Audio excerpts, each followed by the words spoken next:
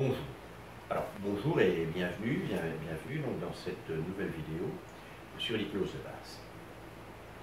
Alors aujourd'hui, je vais vous parler de quelque chose de facile, mais surtout d'efficace. Quelque chose qui est basé sur vraiment un élément fondamental de notre fonctionnement humain. Quelque chose qui est connu depuis très longtemps, et qui a été mis en évidence par un psychologue russe, fin du 19e siècle, début du 20e siècle, qui s'appelait Pavlov. Vous avez sûrement déjà entendu parler. Les chiens de Pavlov. Alors l'idée, elle est simple. Je donne à manger à un chien, il a envie de manger, il bave, ting! Il y a une sonnette au moment où il bave. D'accord. On leur donne à manger, il rebave, il y a une sonnette au moment où il bave. Et ainsi de suite pendant un certain nombre de fois. Et puis à un moment donné, qu'est-ce qui se passe? On tape la sonnette, on ne donne pas à manger au chien, et qu'est-ce qui se passe? Le chien bave quand même. Pourquoi? Parce que le chien, c'est, comme on le dit, ancré sur le son de la sonnette. Alors, un ancrage, qu'est-ce que c'est? Un ancrage, c'est un bouton de répétition pour obtenir une réaction.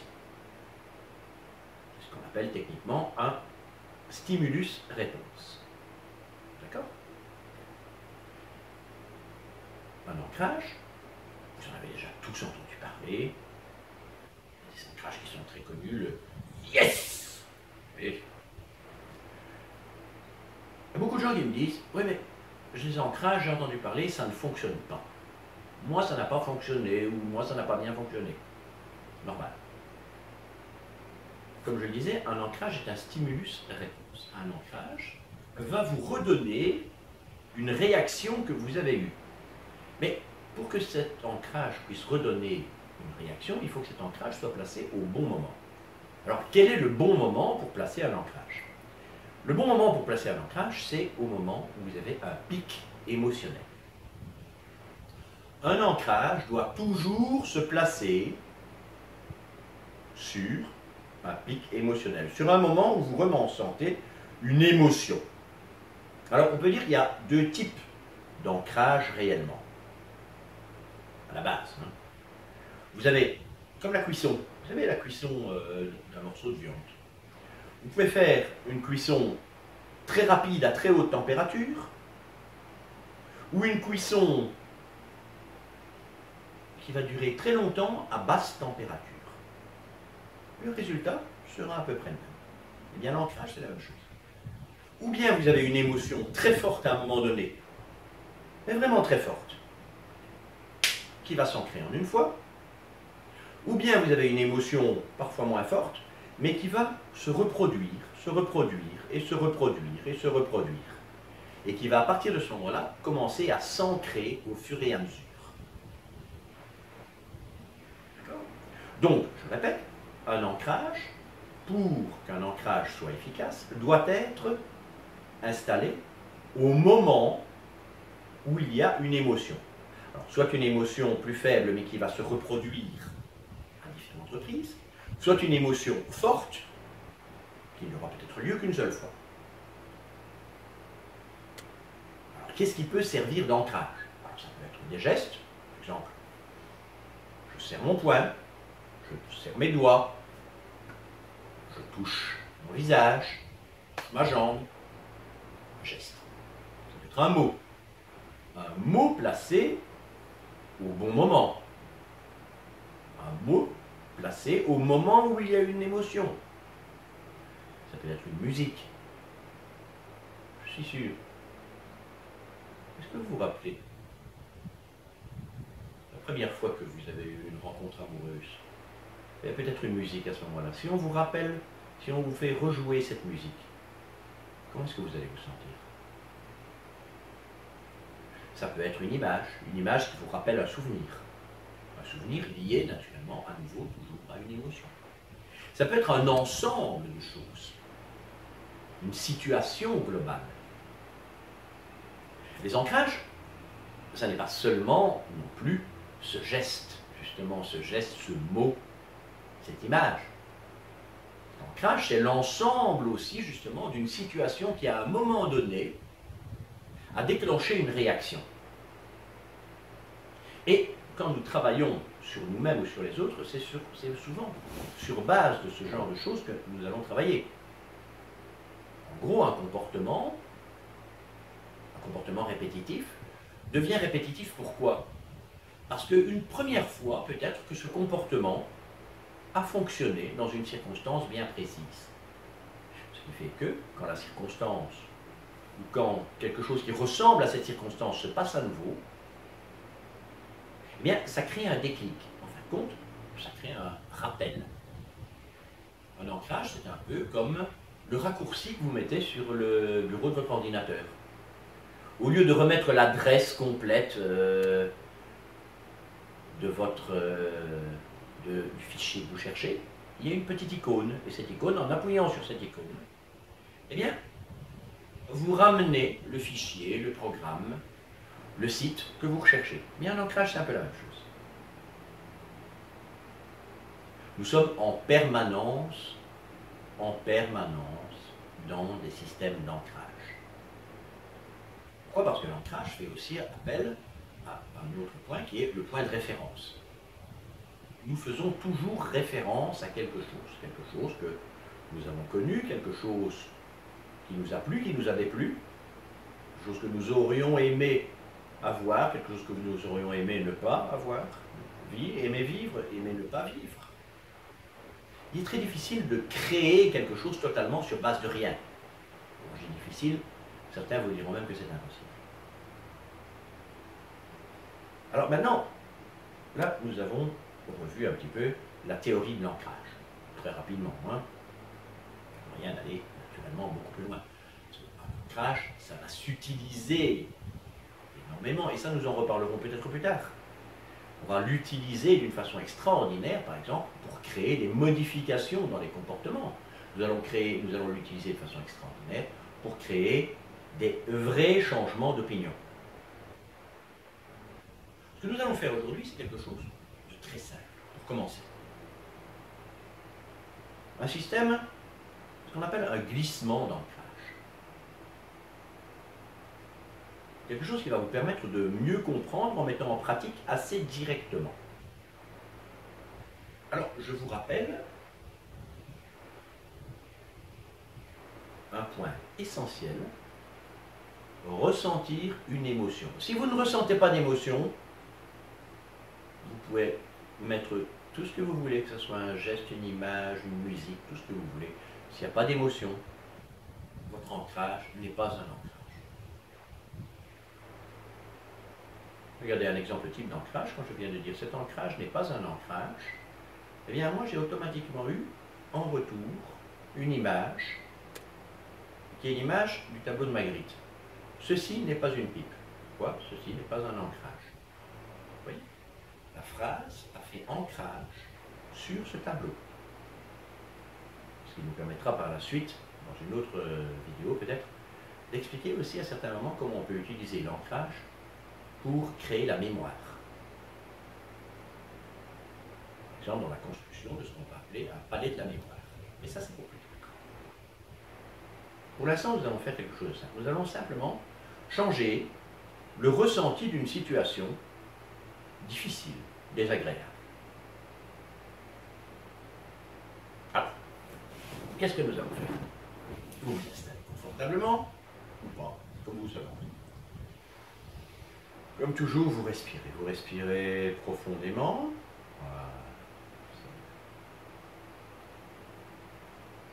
Voilà. Vous inspirez par le nez, vous expirez par la bouche. Voilà. Vous remarquerez aussi que si vous avez déjà suivi mes vidéos et que vous avez commencé à pratiquer avec le son de ma voix qui vous accompagne, eh bien le son de cette voix vous aide à aller plus rapidement dans un état de disponibilité. C'est aussi une forme d'ancrage. Quand un client vient chez un thérapeute, et qu'il s'installe dans le même fauteuil où il a déjà été hypnotisé une première fois, eh bien, il serait hypnotisé plus facilement. Pourquoi? Parce qu'il s'ancre, un, dans la présence du thérapeute, deux, dans la voix du thérapeute, trois, dans l'endroit où il s'installe. Vous voyez, tout est ancrage. Bien. Revenons à notre recherche aujourd'hui. Je voudrais que simplement vous imaginiez. Vous imaginiez un moment dont vous aimeriez vous débarrasser. Quelque chose, enfin, ce n'est pas le moment dont vous aimeriez vous débarrasser, c'est plutôt ce ressenti dont vous aimeriez vous débarrasser. Un moment où vous ne vous sentez pas bien. On va prendre un exemple. Moi, je prends l'exemple, mais vous choisissez ce que vous voulez. Vous êtes totalement libre, vous êtes en parfaite sécurité, en totale liberté. Et je vous rappelle qu'à partir d'un certain moment, les choses vont même pouvoir se passer sans même que vous n'ayez réellement besoin de savoir comment elles fonctionnent. Simplement parce que votre cerveau est comme ça. Voilà. Alors, simplement, tranquillement, laissez-vous imaginer. Et je ne sais pas comment vous allez imaginer. Peut-être que vous allez d'abord voir, ou entendre, ou ressentir quelque chose, une situation. Ou peut-être que vous allez d'abord la ressentir, ou la voir, ou l'entendre, ou la ressentir et la voir. Je ne sais pas. C'est vous qui choisissez. Et nous pourrions prendre comme exemple quelque chose il m'est déjà arrivé souvent de traiter. Par exemple, quelqu'un qui a peur de parler en public. C'est l'exemple. Je vous rappelle, vous choisissez le comportement que vous désirez. Et cette peur de parler en public amène à une sensation vraiment très désagréable. Là, vous êtes... Laissez monter cette émotion désagréable. Laissez-la monter. Laissez-vous imaginer que vous êtes en train de vivre cette situation, donc, pour l'exemple, parler en public.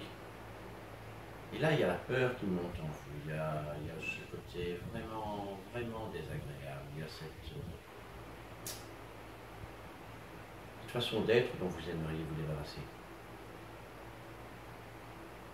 Imaginez-la, imaginez-la bien. Imaginez que vous le vivez. Je vous rappelle que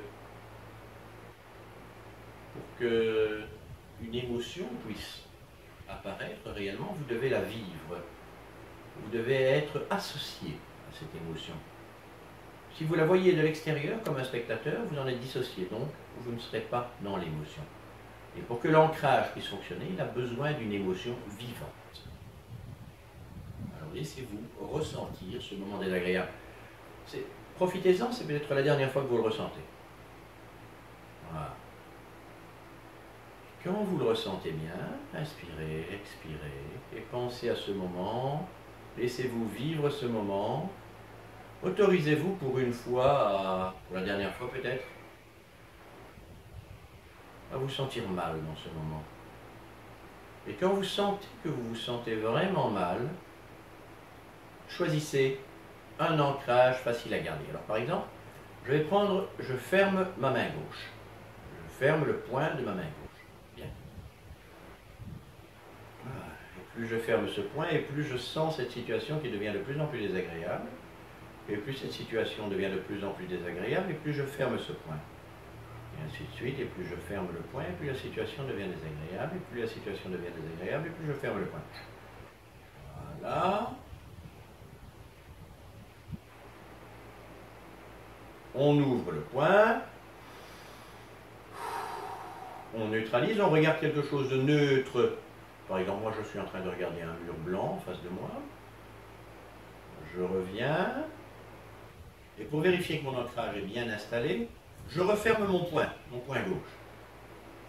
Et je laisse cette situation désagréable revenir. Voilà. Si dès que je ferme le poing gauche, la situation revient, c'est que mon ancrage est bien installé. Ok ? Sinon, je me remets dans la situation, je la revis profondément, voilà, de plus en plus profondément. Voilà, jusqu'à ce que vraiment, voilà, je la sente bien, enfin bien, mal surtout, dans ce cadre-là, voilà. Je ressors de la situation, j'ouvre la main, je reneutralise, je revérifie à nouveau, voilà, la situation revient. l'ancrage est bien fait, je peux réouvrir la main. Ok. N'hésitez pas à vérifier votre ancrage jusqu'à ce que vous soyez sûr qu'il fonctionne parfaitement. D'accord? Si vous voulez faire les choses bien, si vous voulez faire que les choses fonctionnent, faites-les bien. Prenez le temps de les faire correctement. Ça, c'est une chose. Nous allons garder sur le côté. Voyons maintenant de l'autre côté. Je voudrais que vous pensiez à un moment extraordinaire, un moment exceptionnel, un moment où vous vous sentez merveilleusement bien, un moment que vous appréciez réellement. Alors là, je vous laisse choisir. Ce qui est important, c'est l'intensité positive de l'émotion que vous allez ressentir. Pas tellement le contenu. C'est l'émotion qui nous intéresse. Pas ce qui la déclenche à ce moment-là. D'accord? Voilà. Et si vous vivez ce moment absolument extraordinaire, un moment où vous vous sentez, dans la mesure du possible, si c'est bien, quand même c'est quelque chose qui doit un peu correspondre, donc vous vous sentez en parfaite confiance en vous. Voilà un de ces moments où la vie vous appartient, où vous êtes le roi du monde. Voilà, il ne peut rien se passer qui puisse vous empêcher de réussir. Voilà. Et vous prenez votre autre main et vous serrez votre poing. Voilà. Plus vous serrez votre poing et plus cette émotion positive devient de plus en plus forte. Et plus elle devient de plus en plus forte, et plus ce poing se serre, et ainsi de suite. Voilà. Et vous vous sentez extraordinairement bien. Superbement, extraordinairement bien. Vous êtes fantastique, vous êtes le centre du monde. Ouvrez la main. Neutralisez. Ouais. Regardez le mur blanc. Autre chose. Refermez la main. Laissez remonter l'émotion positive. Voilà. Si l'émotion positive remonte immédiatement, c'est que votre ancrage est bien installé tout de suite. C'est que votre émotion était suffisante. Sinon, revivez cette émotion positive, réinstallez-la dans cette main fermée. Considérez cette main vraiment comme un enregistreur émotionnel. Et fermez cette main sur l'enregistrement que vous venez de faire de cette émotion. Voilà. Oui, c'est bien. Sentez que ça remonte en vous. Voilà. Ouvrez la main. Neutralisez, revérifiez. Voilà. Et à nouveau, comme pour le négatif, vous vérifiez jusqu'à ce que ça soit parfaitement intégré. Ok. Prenez le temps dont vous avez besoin pour le faire correctement. Maintenant, revenons à notre objectif de base. Ce que nous voulons, c'est quoi? Ce que nous voulons, c'est nous débarrasser de ce point de vue désagréable, de ce ressenti désagréable au moment où l'événement se passe. L'événement, je parle en public. Pour y installer un moment de confiance en soi, un moment agréable, un moment tel que vous voulez le vivre. D'accord? Bien. Alors repensons à ce moment qui était un moment jusqu'à présent, c'était un moment désagréable. Alors repensez-y et refermez votre main négative dessus. Voilà. Et laissez revenir le négatif en même temps. Voilà, c'est bien négatif. Oui. Ouais, c'est pas bien, hein, c'est pas sympathique. Oui, on le sait. Donc on va arranger ça. Vous fermez votre deuxième main, vous fermez votre autre ancrage. Voilà. Et là, vous sentez quelque chose qui se passe. Voilà, laissez le négatif et le positif se compenser mutuellement. Vous allez sentir votre négatif qui va devenir simplement de plus en plus faible. Et votre positif qui va prendre petit à petit la place. Et pour l'instant, ça va se neutraliser. Maintenant, vous voulez que ça devienne vraiment positif? Eh bien, continuez. Vous continuez à penser, continuez simplement à penser à la même chose, continuez à penser à cette situation, à vivre cette situation, et simplement maintenant, tout doucement, vous réouvrez votre main qui vous servait à installer l'ancrage négatif, et vous continuez à penser à la situation en gardant l'ancrage positif de plus en plus fermé. Vous vivez la situation, mais avec l'ancrage positif de plus en plus fermé. Voilà. Continuez continuez à la vivre pendant quelques secondes. Bien. Vous ouvrez votre ancrage positif, vous neutralisez, et on recommence. Vous repensez à la situation qui était désagréable, vous refermez encore l'ancrage négatif, ok, vous laissez monter un peu le négatif, vous refermez le positif,